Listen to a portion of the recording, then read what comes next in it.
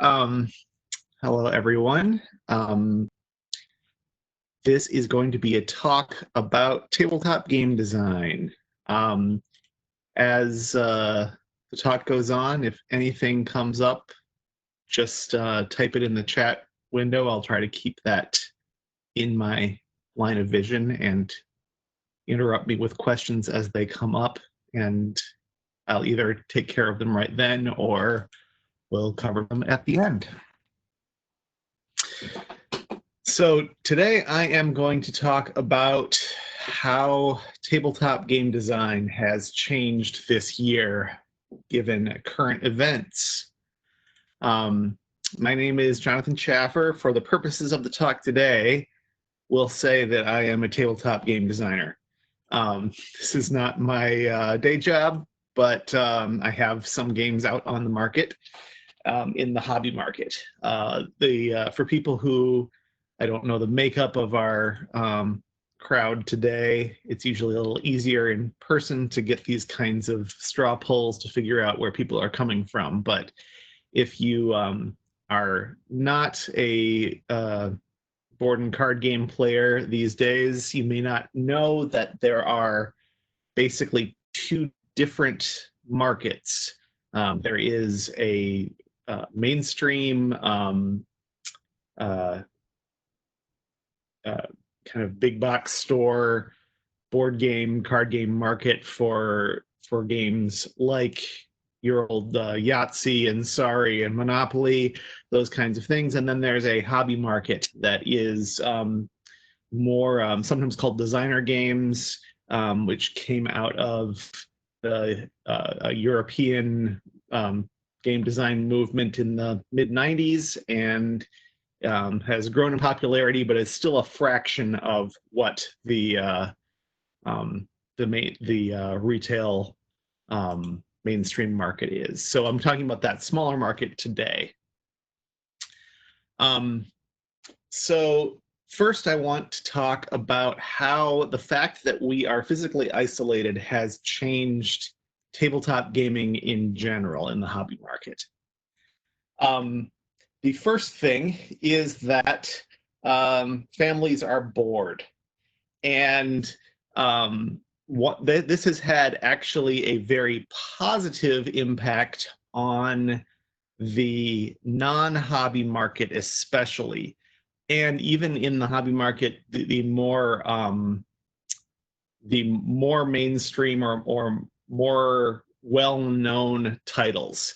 I was seeing a statistic recently that the board game Settlers of Catan has seen its sales more than double over last year. And of course, it's being attributed to people, families, spending more time indoors and trying to figure out what to do with their spare time. And so this has seen industry-wide a boom in family weight, lighter games that don't have as many rules to them and that already have some popularity. Those are booming. On the other hand, hobby gamers tend to thrive on larger gatherings, conventions, and gatherings in other friends' houses, and those have dried right up. So while we're seeing a boom in the most well-known titles and the simpler titles, we're also seeing a sales decline in more complex games and in niche titles. So what are people doing to get around this? People who enjoy hobby games are trying a bunch of things to keep their hobby going. So some people are using existing video tools like Zoom to play board games and card games remotely. Our weekly game group handles this with having a second camera pointing down to a table and one person going through the motions and other people saying what they want to do. This works pretty well for more games than you think it would. There are some qualities to games that make them amenable to this type of delivery, like no hidden information is a big one. And just the amount of physical space it takes is another big factor. Or there are people who have turned to bespoke digital implementations of board games, which can be very nice. The number of games that are implemented this way is somewhat limited, and there is often a cost factor, especially when you factor in that these are on a variety of different platforms, which might require purchasing a console, or if you don't have the same kinds of equipment as your friends, maybe you're not all on Steam, or maybe you're not all on Nintendo Switch, or whatever it is that you're playing on, and that can be a roadblock. The flip side of that is that the interfaces can be tailored toward making the experience very nice. So with those options, that's great for playing games, but now I want to pivot toward the side of the hobby that I am more involved in, which is the game design part. When you are designing a board game or card game, the most important portion of that process is playtesting.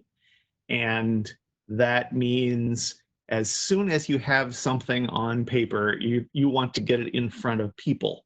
And that can start with yourself, but pretty quickly needs to be people other than yourself. And obviously that poses some challenges. So this is a photo of our local design group, the Grand Rapids Unpublished Board Game Society, Grubs, from a couple of years back, and what a typical meeting looks like. A bunch of people around a couple tables, pushing around what someone has put together for us to try out and discuss and make better. And this is what a meeting looks like this week. So we are now just discussing things on a Discord for that purpose, and testing this way.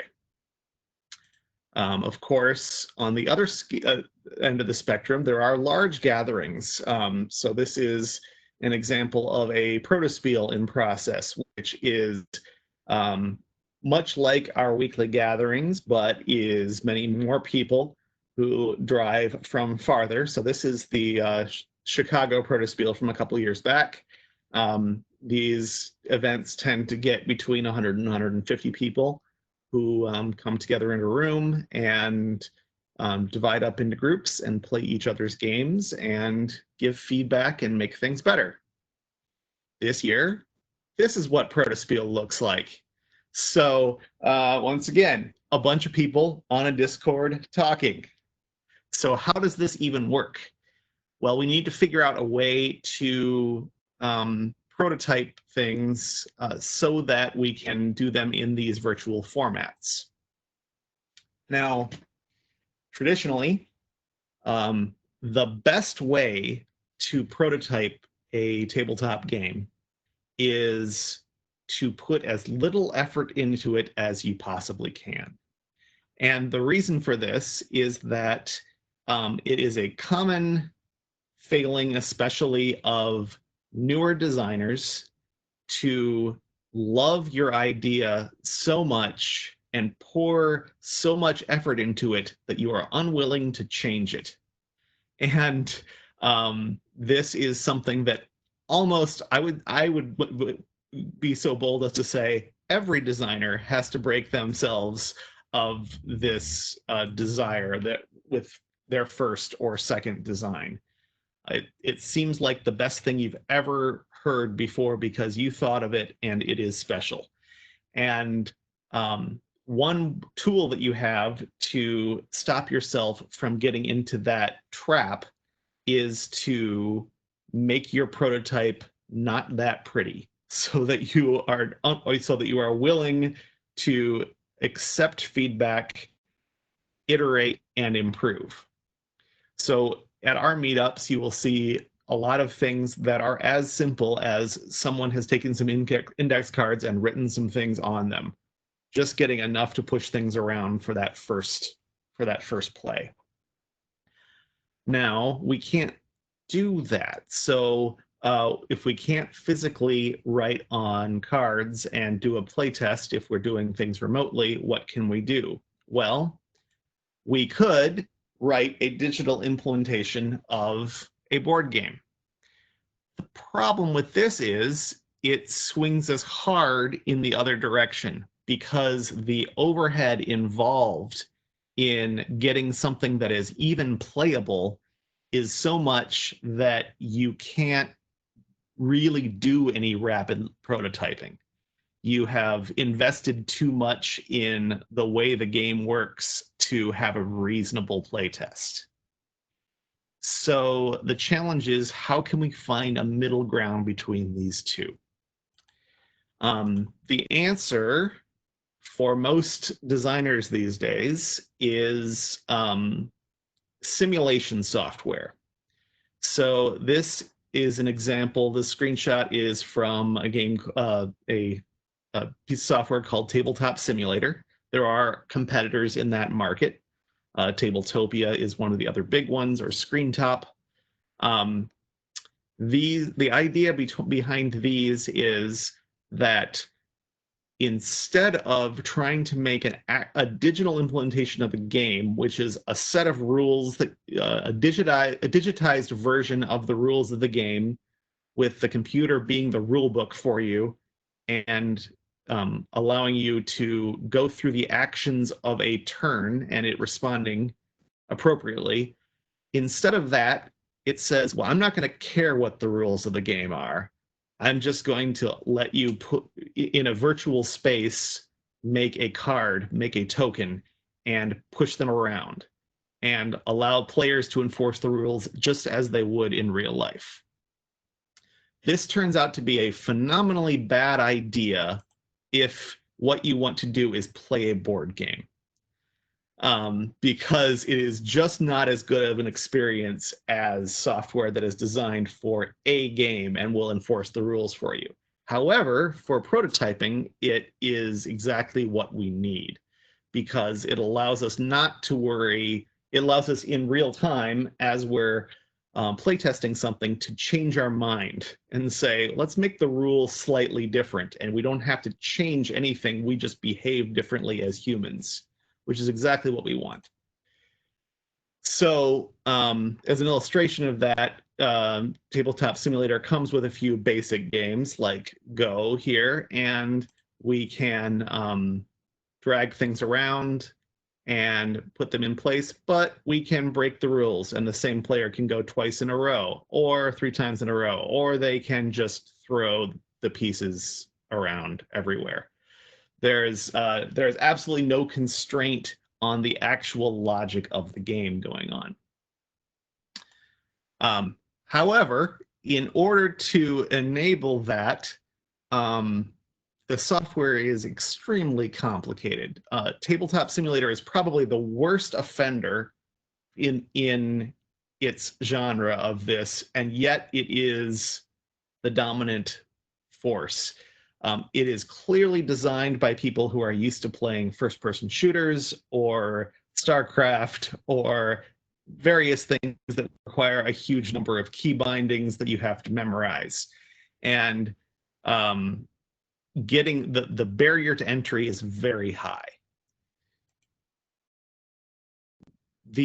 Also, in order to allow for the flexibility of being able to play any game in this scenario, it makes some assumptions. Like when you're going to put a card on top of another card, they should form a deck, which is sometimes unfortunate because I wanted to put that 5 on that 6. And now when I grab the 5, I get the 5 and the 6. So I need to know how to click and drag real fast on that 5 to separate it from the 6. And so these assumptions can sometimes get in our way. It is often described that playing a game in Tabletop Simulator is like playing a board game with boxing gloves on. You just feel like everything you do is just a little bit clumsier than in real life. And we find that it is pretty reliable that if you're trying to estimate how long the game you're designing actually takes to play, you should assume that Tabletop Simulator has doubled the length of a game, and that is pretty reliable compared to real life. You can also see where the design of Tabletop Simulator has come from, because they are so proud of their physics simulation that they have 8 major buttons in their user interface, and they have dedicated a full 1/8 of their user interface to a button that allows you to flip over the table, which it makes for a nice demo, but when your simulation isn't even good enough to render the bottom of the table and you see right through it when it flips it, you wonder why they're so proud of that. So there are a lot of quirks that we have to deal with. However, all that said, it is the best tool that we have for the needs of prototyping. You can get fancier with it, and you can make things nicer. This is one of my my prototypes that I've spent more time on. You can do things like when you drag a card into a place, make it snap into the right orientation and position. You can do things like, I've got a button down here that refilled this row appropriately. However, to make that happen, I had to write a boatload of scripting, and I had to learn Lua, which was not on my bucket list. But you can bend it to your will and make the experience a little better. But kind of the question is, what is the breaking point? At some point, if the game is polished enough that it's not changing, is it really worth making it nicer in Tabletop Simulator as opposed to something that is actually a digital implementation of your game? You're going to make that pivot at some point. The other things that you will have to wrestle with when playtesting in a remote environment, a big thing that isn't immediately clear is that one of the most important pieces of feedback you get as a designer when doing a playtest is nonverbal cues. You can tell when someone has zoned out, when they're just not engaged. In fact, playtesters will often tell me that they enjoyed a game, and I can tell that they did not, and they're being polite. And you can, when observing players, often figure out exactly what is where the pain points are in your game just by observing people reacting, and they may not even consciously know what it is that they are stumbling across. So one of the ramifications of that is that testing with the general public is less useful in a virtual setting, and testing with other designers is more useful because those are people who have had to wrestle with this same problem. And that is always a valuable kind of playtest in regular physical environments, but it's even more important in a virtual environment. So there are all these things getting in the way, but there are upsides to it as well. This is a map of the number of attendees in various locations that attended Protospiel Chicago this year. Instead of having to drive there, you were just getting on a Discord server and joining. And so we got people from around the world to help. So the broad appeal, or the broad accessibility of these events means that you can get your games tested by a much a much more varied audience than you could otherwise. So that's definitely an upside to the situation. Of course, to wrangle that number of people, you need some solutions as well, which are just negotiated normally in person by walking up to a table and sitting down. There is a remote playtesting group that is organized out of New York, but is international now, that meets every Tuesday night and every Saturday afternoon, and gets reliably 40 to 50 people at every session testing. And in order to handle that, they have developed a lot of procedures. This is the Google sheet that they use to figure out who's going to be testing which game at which time. And they've got a great moderation staff that is dedicated to getting people in the right room at the right time and getting people going on Tabletop Simulator. So there's a lot of bureaucracy that's required that wouldn't be required in person. So that's kind of the state of affairs now with playtesting. Now I want to talk a little bit about the rest of the story after a game has been completed in the designer's mind and how that has changed this year. The first step after you have effectively finished your game is the pitch. You need to get your game in front of some publishers so that you can get a publication contract and move on to the next steps. This traditionally is done at those big conventions where you'll set up meetings and have a pitch meeting. And obviously that's not happening these days. So there are a couple ramifications of that. One is that simply fewer games are being published for economic reasons. Another is that it's even more important than it used to be to have some actual relationships. A game that I have that's coming out later this year is being published because I already had a relationship with the publisher and was able to have that conversation, get that introduction, which is a problem when you're trying to break in.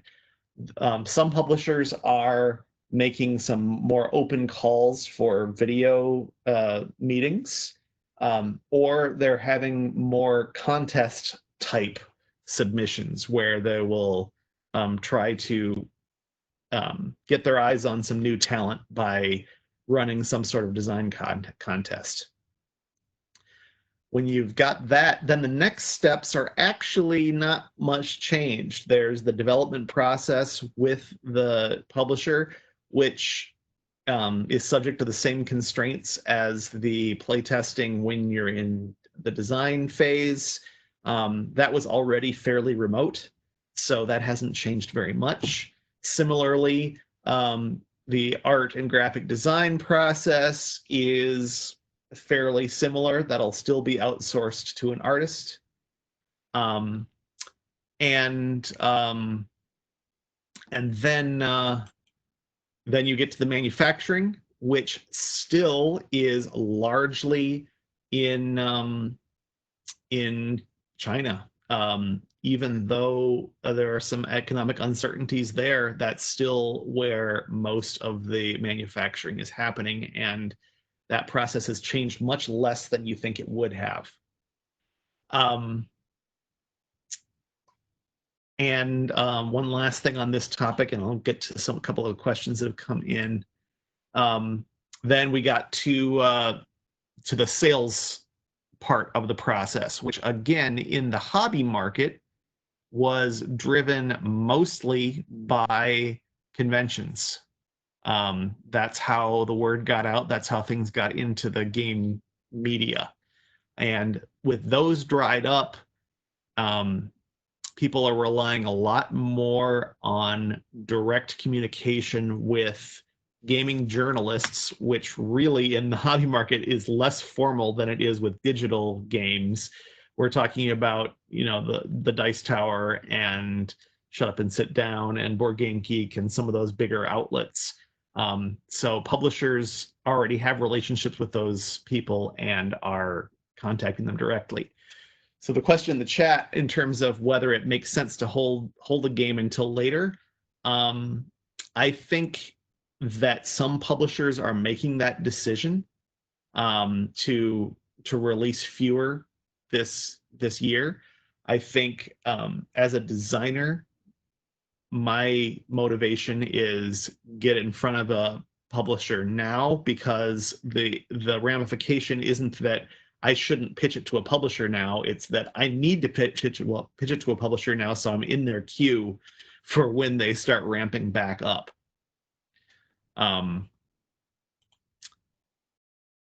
Then the last thing I want to talk about, and then if there's, I haven't looked at whether the grid has filled up at all. I don't think it has, so I can answer questions as long as need to.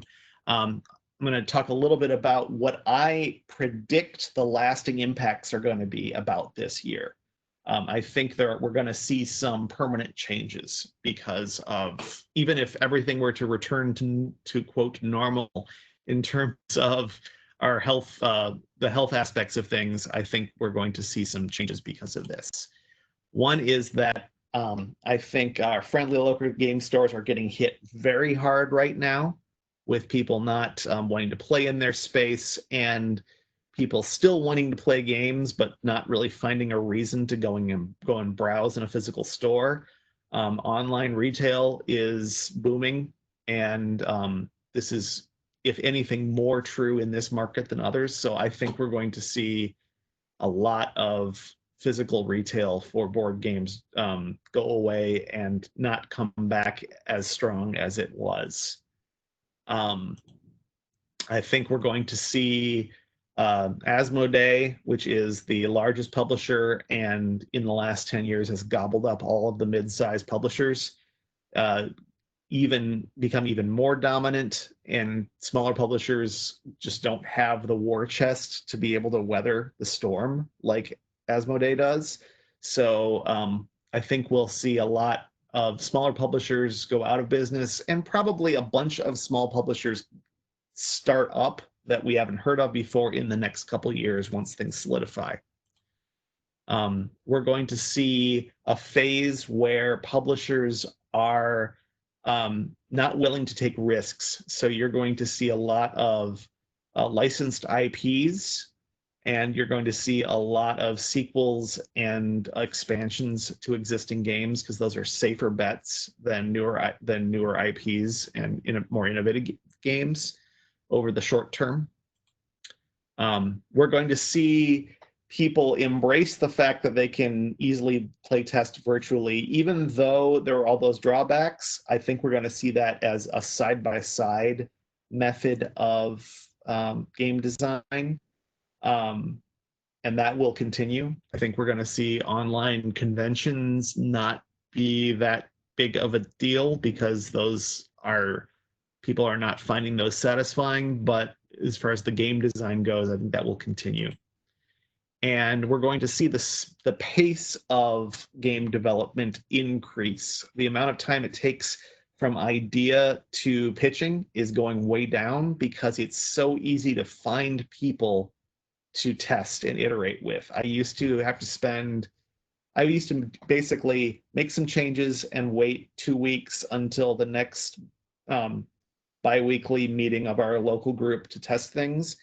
Now I have 3 reliable opportunities to play test with people locally and remotely every week. So iteration is much faster than it was before. And that's what I had prepared earlier today. So I'll go over to any questions that people have.